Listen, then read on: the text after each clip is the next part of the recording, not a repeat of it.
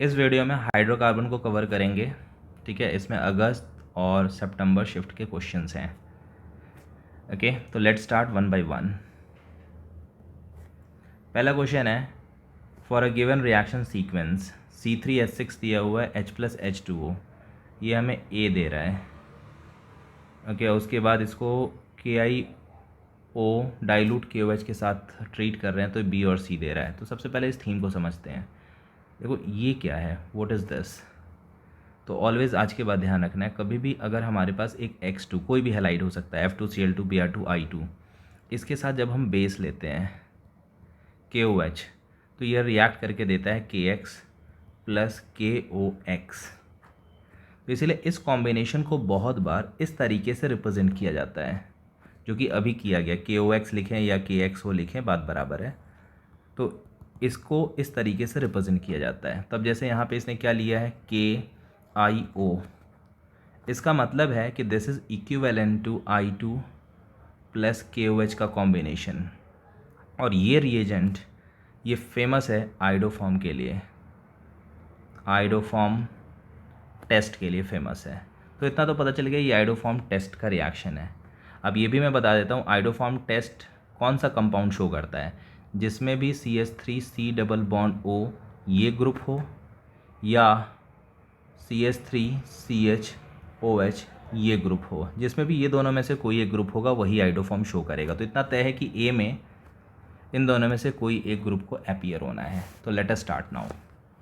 C3H6 ये तो तय हो चुका है भाई कि जो C3H6 है, ठीक है, ये एक एल्कीन है। पहले हम इसे कैच करते हैं आइडोफॉर्म से कि आइडोफॉर्म का प्रोडक्ट क्या होता है, ठीक है, इससे भी हमें पता चल जाएगा। तो मैं आइडोफॉर्म का आपको प्रोडक्ट बताता हूँ। अगर हमारे पास CH3CHOH है और कोई भी यहाँ पे कुछ भी ग्रुप लगा दो एल्काइल, अगर इसका आइडोफॉर्म रिएक्शन कराएं I2 की, क्योंकि ये क्वेश्चन उसी से क्रैक हो जाएगा, ठीक है। तो इसका रिएक्शन ये होता है कि यहाँ से आइडोफॉर्म रिएक्शन होगा, ये आइडोफॉर्म बनाएगा CHI3 और ये पार्ट कार्बोक्सिलिक एसिड में कन्वर्ट हो जाएगा R, और ये पार्ट COO नेगेटिव, यही बनना है। ओके, तो इस केस में अब आप देख लो किस केस में आइडोफॉर्म फॉर्म हो रहा है, where the iodoform is produced. जहाँ आइडोफॉर्म प्रोड्यूस्ड हो रहा होगा वही हमारा आंसर होगा। तो आइडोफॉर्म यहाँ पे भी है, लेकिन यहाँ पे ये गड़बड़ कर दिया, CI3COK दे दिया, जबकि हमारा कोई एल्काइल ग्रुप और CO नेगेटिव होना चाहिए। फिर एक आइडोफॉर्म यहाँ पे भी है और इसके साथ ये कॉम्बिनेशन मैच कर रहा है, बिल्कुल परफेक्ट मैच कर रहा है, ठीक है। ये आइडोफॉर्म है और इसके साथ भी परफेक्ट कॉम्बिनेशन मैच कर रहा है। तो इतने से आंसर हमारा भी नहीं मिलेगा, यानी यहाँ से हमें एक्सप्लोर करना होगा। अब C3H6 एक एल्कीन है, तो 3 कार्बन का एक ही एल्कीन पॉसिबल है, CH डबल बॉन्ड CH2। ये कैसे एल्कीन पता चला, क्योंकि इसका फॉर्मूला CnH2n है। तो यही इकलौता एल्कीन आप बना सकते हो। इसमें H+ एंड H2O ट्रीट कर रहे हैं, यानी हम वाटर ऐड कर रहे हैं। तो वाटर हम ऐड कर रहे हैं मार्कोनिकॉफ तरीके से। तो मार्कोनिकॉफ तरीके में इसके ऊपर H लगाएंगे, इसके ऊपर OH लगाएंगे। तो देखो इसमें ये ग्रुप आ चुका है, दिस ग्रुप इज़ प्रेजेंट, जो आइडोफॉर्म के लिए चाहिए। तो जब हम इसका आइडोफॉर्म कराएंगे I2 एंड KOH के साथ रिएक्शन कराएंगे, तो यहाँ से कट करो ये पार्ट आइडोफॉर्म में, तो ये मैंने CHI3 बना दिया। ओके, और जो दूसरा पार्ट है दिस पार्ट, ये कार्बोक्सिलिक एसिड में कन्वर्ट होगा। तो ये CH3 और ये हो जाएगा COO नेगेटिव, यानी CH3COO नेगेटिव। इसके साथ जो भी बेस का काउंटर पार्ट है K, वो अटैच रहेगा। तो इसका मतलब प्रोडक्ट ये और ये होना चाहिए। तो इसका मतलब fourth option is correct in this case. तो इस तरीके से मैंने आइडोफॉर्म भी बता दिया क्या है और उसी का एप्लीकेशन यहाँ पे है। Now heading for the next. अब कह रहा था stereo isomerism that are formed by the electrophilic addition of bromine on trans but 2 ene is. देखो इसके लिए एक रूल होता है, थंब रूल। पहले ऑर्गेनिक केमिस्ट्री में कुछ रिएजेंट का एडिशन सिन होता है या एंटी, ये पता होना चाहिए। इसमें सबसे कॉमन होता है Br2 या इन जनरल X2 का एडिशन इन CCl4। ये ऑलवेज़ आपको ध्यान रखना है कि इसका जो एडिशन होता है ये एंटी होता है, एंटी एडिशन। इसके अलावा और कुछ ध्यान रखना है, बेयर्स रिएजेंट कोल्ड KMnO4, इसमें होता है सिन एडिशन, सेम साइड से OH अटैच होगा, syn addition of OH and OH, hydroxylation reaction इसको कहते हैं हम, ठीक है। Anti addition of Br and Br पूरा लिख देता हूँ मैं, Br एंड Br, ठीक है। इसका मतलब ये है कि जैसे कोई एल्कीन है हमारे पास, CH2 डबल बॉन्ड CH2, ये एल्कीन है, तो अगर मान लो इसको अगर आप ट्रीट कर दो Br2 एंड CCl4 से, तो इसका ये मतलब है कि जो दोनों Br अटैच होंगे ना, दोनों अपोजिट साइड से, एक फ्रंट से होगा तो दूसरा बैक से अटैच होगा, इसको हम कहते हैं एंटी एडिशन। अब इसी को मान लो आप कहो कि इसी को अगर हम ट्रीट कर दें कोल्ड KMnO4 से, कोल्ड KMnO4, तो इस केस में मैंने लिखा है syn addition of OH OH, तो इस केस में आप कहो कि पहला OH अगर फ्रंट से आएगा तो दूसरे वाले पे भी फ्रंट से ही आएगा, इसे हम कहते हैं सिन एडिशन, ठीक है। ऐसे ही एक और होगा पेरोक्सी एसिड के प्रेजेंस में, RCOOOH, 3 ऑक्सीजन होते हैं, ध्यान रखना, पेरोक्सी एसिड इसे कहते हैं, एंड H2O, इसके प्रेजेंस में anti addition of OH and OH होता है, anti addition of OH and OH, hydroxylation का एंटी, दोनों OH अपोजिट साइड से आएंगे, ये एरो पे होगा। तो ये 3 को ध्यान रखने से हमारा काम चल जाता है। तो अब मैं बताता हूँ रूल क्या है। कोई भी जो एल्कीन हो सकता है वो सिस हो सकता है या फिर ट्रांस हो सकता है, ट्रांस हो सकता है कोई एल्कीन, एल्कीन यही हो सकता है, सिस या ट्रांस। तो सिस के लिए साइन हम देते हैं पॉजिटिव, ट्रांस के लिए देते हैं नेगेटिव। एडिशन 2 तरह का हो सकता है, ध्यान रखना, सिन हो सकता है जैसे मैंने अभी बताया सेम साइड से, या अपोजिट हो सकता है एंटी एडिशन, 2 ही तरीके से हो सकता है। तो सिन के लिए पॉजिटिव और एंटी के लिए हम देते हैं नेगेटिव।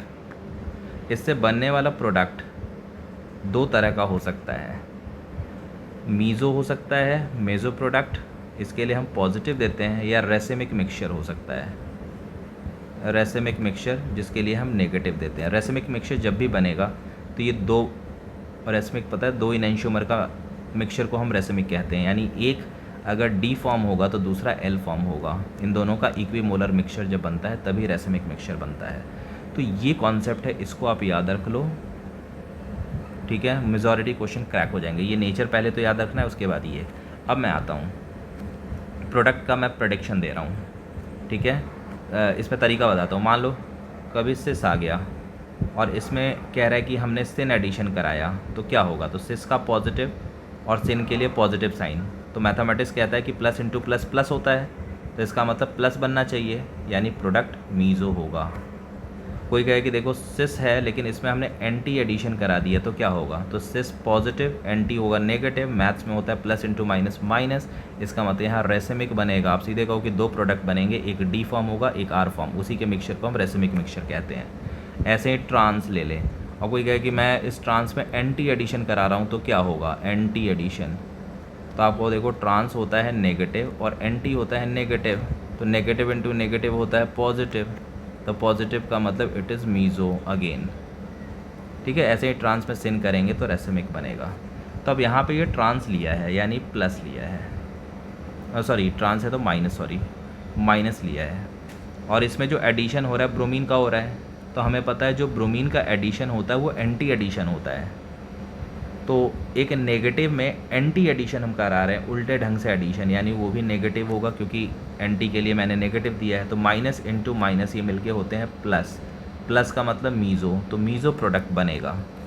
तो आप देख लो 2 इनैंशियोमर्स एंड 2 मीज़ो, गलत हो गया, 2 इनैंशियोमर वही रेसिमिक मिक्सचर को कहते हैं, 2 इनैंशियोमर्स का मिक्सचर, ये तो गलत है कि दोनों बनेगा, सिर्फ मीज़ो होगा। 2 आइडेंटिकल मेज़ोमर, ये एकदम सही है, मीज़ो प्रोडक्ट बनेंगे, दोनों आइडेंटिकल होंगे, एकदम सही है ये। तो 2 आइडेंटिकल मतलब मीज़ो का मतलब ही होता है दोनों, 2 आइडेंटिकल का मतलब है कि एक ही प्रोडक्ट है, आप ऐसा मत समझो कि 2 प्रोडक्ट है, भाई एक तरफ A है तो दूसरी तरफ A, उसके 2 मोल बने, तो हमारे लिए प्रोडक्ट तो एक ही बना ना A, भले उसके 10 मोल क्यों ना बने हों। इसने लिखने के तरीके से कन्फ्यूज़ नहीं होना, ये हमारे लिए सिंपल है, ये कि मीज़ोमर बना है, मीज़ो बना है। 2 आइडेंटिकल, अब 5 आइडेंटिकल हो लेकिन वो तो हमारे लिए एक ही प्रोडक्ट है।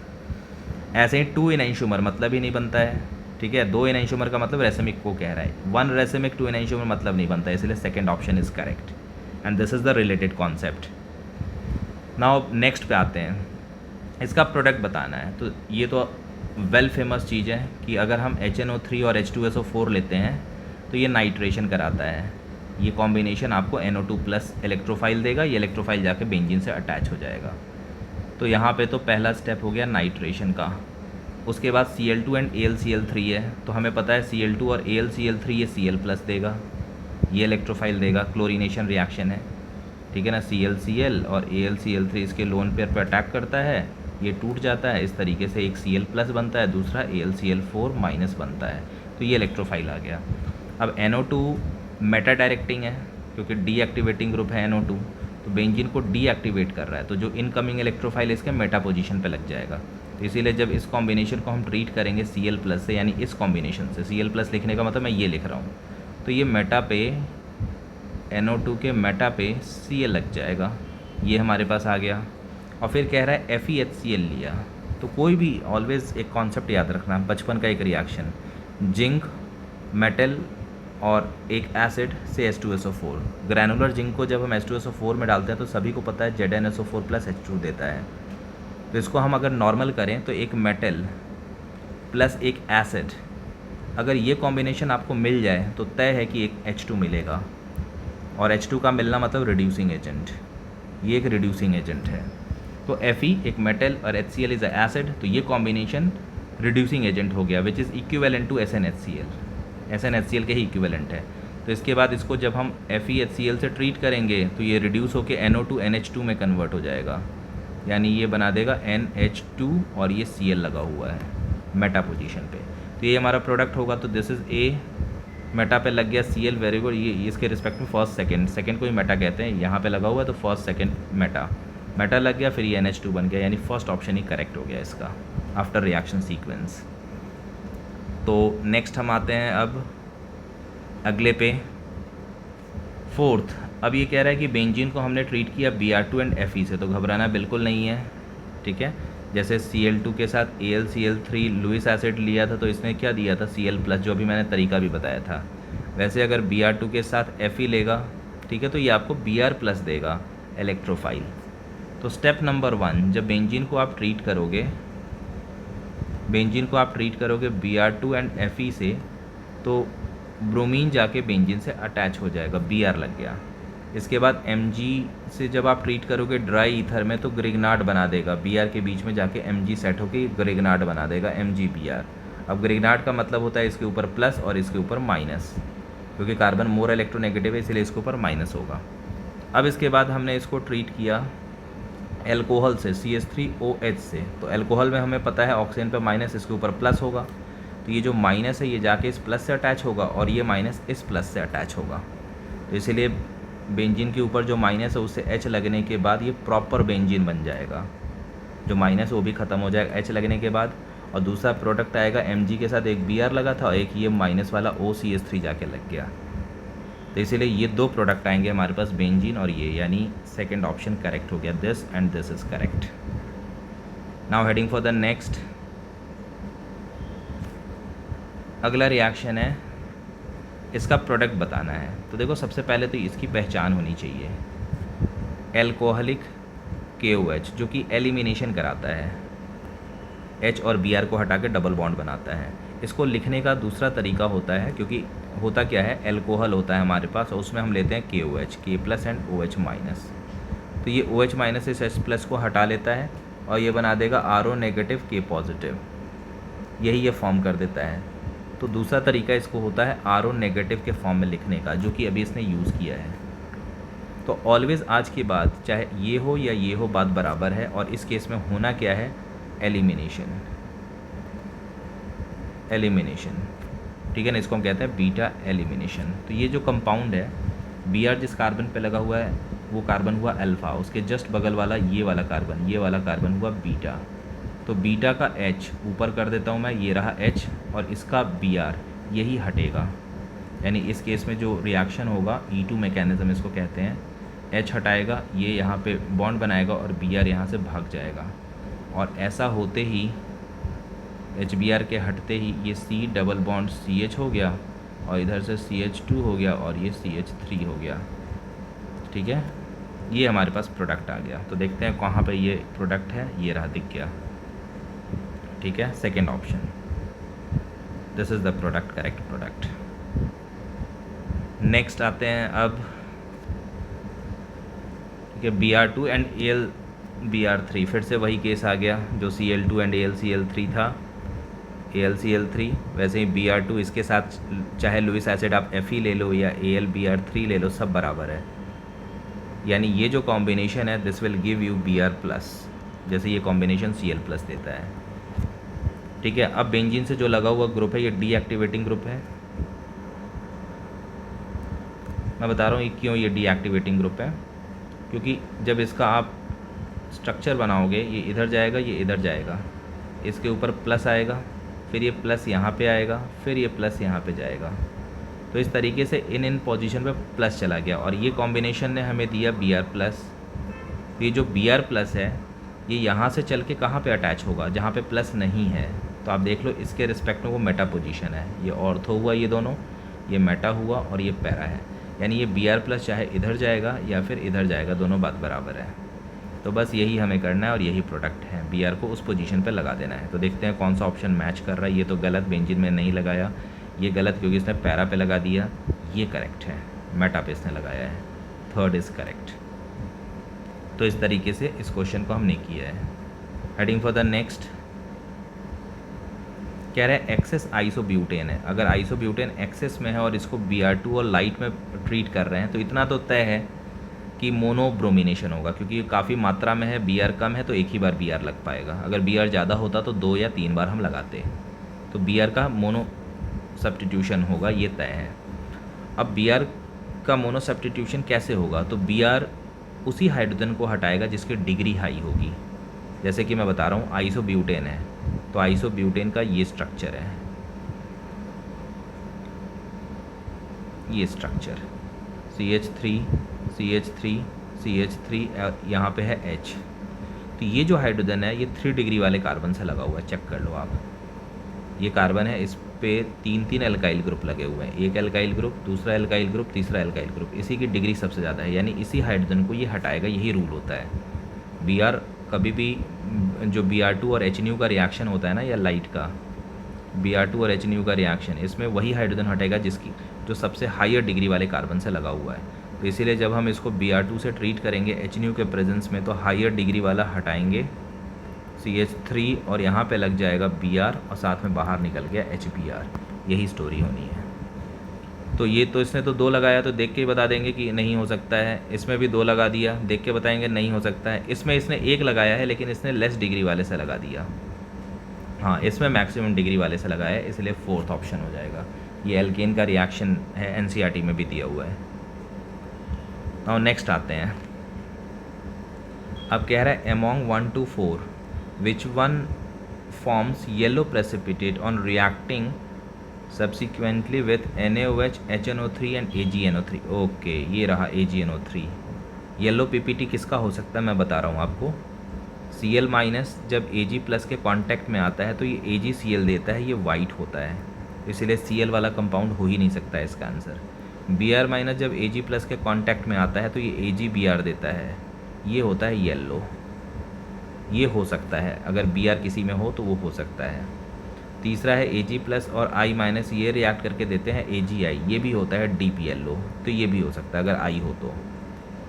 अब 2 चीज़ है, पहले तो Br और I का होना, दूसरा इनका वहाँ से भागने की भी टेंडेंसी होनी चाहिए। तो अब देखते हैं कौन हो सकता है। तो देखो इसमें तो Cl है, ये होगा ही नहीं, ऊपर से ये Cl double bond character hold कर रहा है रेजोनेंस के कारण, यहाँ डबल बॉन्ड कैरेक्टर है तो इसका भागना भी मुश्किल है, तो ये तो वाइट PPT भी नहीं देगा।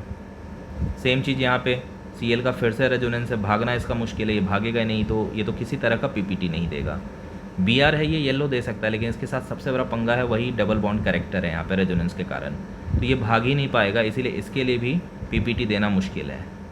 यहाँ पे आते हैं, यहाँ पे यस, ये जो I है ना, इसको अगर ढंग से आप बनाओगे स्ट्रक्चर में तो ये जो I है इसका कोई रेजोनेंस नहीं है, ठीक है, यानी इसका रिमूवल बहुत इजी होगा और Ag+ के कांटेक्ट में ये I यहाँ से भाग के AgI दे के येलो PPT दे देगा, इसीलिए 4th option is correct because of the easy release of I। Now next आते हैं, 4th हो जाएगा इसका आंसर।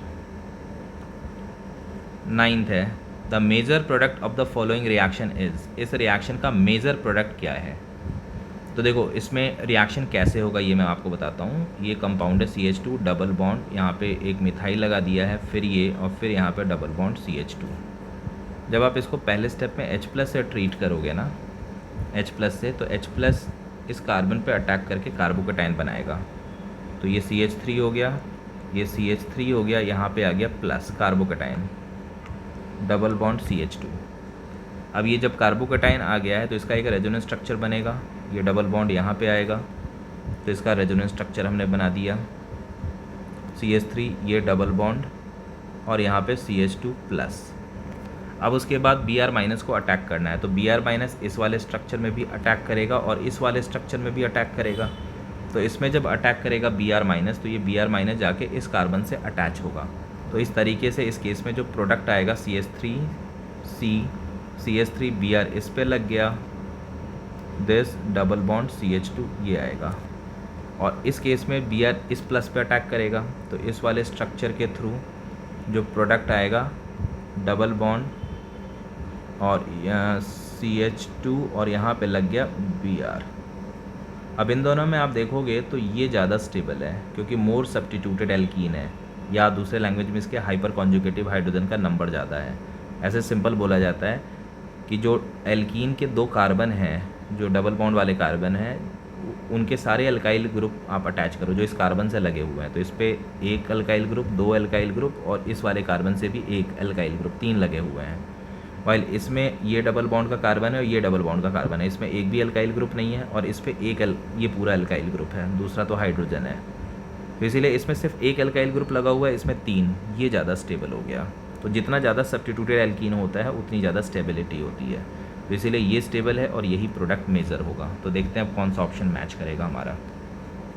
Br को एंड में लगना है, यस फर्स्ट दिख गया, ठीक है, फर्स्ट मैच कर रहा है हमारे मेजर प्रोडक्ट से, तो इस स्टेप के साथ हमारा प्रोडक्ट आ जाएगा। तो इतने ही क्वेश्चंस थे अगस्त के शिफ्ट में, सितंबर और अगस्त के शिफ्ट में। ये जुलाई का शिफ्ट का क्वेश्चन है जिसको मैं नेक्स्ट वीडियो में लेके आऊँगा। Okay, thank you for the watching.